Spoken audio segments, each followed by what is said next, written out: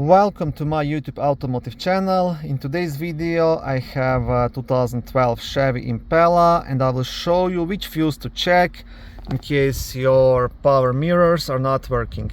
This video will apply to Chevy Impalas made from 2006 all the way up to 2013 and Chevy Impala Limited made from 2013 up to 2016.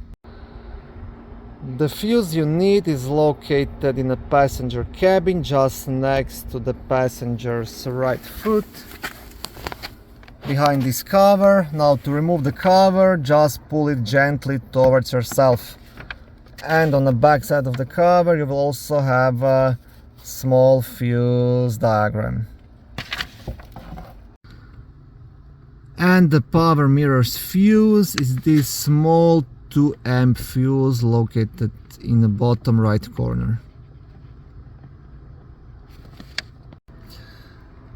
In case this fuse proves to be good, you'll have to do a bit deeper diagnostics, but I would start looking towards the power window switch and the wiring.